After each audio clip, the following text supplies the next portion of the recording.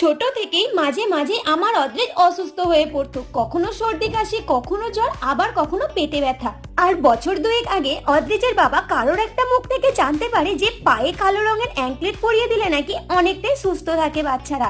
আর নিজের বাচ্চা সুস্থতার জন্য মা বাবারা তো সব রকমের চেষ্টা করে, তাই আমরাও অদ্রিজের পায়ে তখন একটা কালো রঙের অ্যাঙ্কলেট পরিয়ে দিই। আর ছেলে পড়েছে দেখে আমারও শখ হলো একটা পায়ে কালো অ্যাঙ্কলেট পরতে। ব্যাস, পরেও ছিলাম, কিন্তু অনেকদিন হয়ে যাওয়ার কারণে আমার অ্যাঙ্কলেটটা পা থেকে খুলে পড়ে যায়। তাই ভাবলাম চলো একটা নতুন অ্যাঙ্কলেট বানানো যায়। তখন যদিও একটা নর্মাল অ্যাঙ্কলেট পরেছিলাম, কিন্তু এখন বিডস দিয়ে বানাবো একটা পায়ের অ্যাঙ্কলেট। কথাও যা কাজও তাই, কয়েকটা বিডস আর একটা কালো কার্ড দিয়ে বানিয়ে ফেললাম একটা পায়ের সুন্দর অ্যাঙ্কলেট। দেখো অ্যাঙ্কলেটটা বানানো কতটা সহজ, তাই না? আর তোমরা যারা পায়ে অ্যাঙ্কলেট পরো, আজকের ভিডিওটা দেখে তোমরাও বানিয়ে ফেলো, দেখবি খুব সহজেই অ্যাঙ্কলেট বানানো হয়ে যাবে। আর হ্যাঁ, বলে তো যাও আমার বানানো অ্যাঙ্কলেটটা তোমাদের কেমন লাগলো, তোমাদের কি এটা কাজে লাগবে?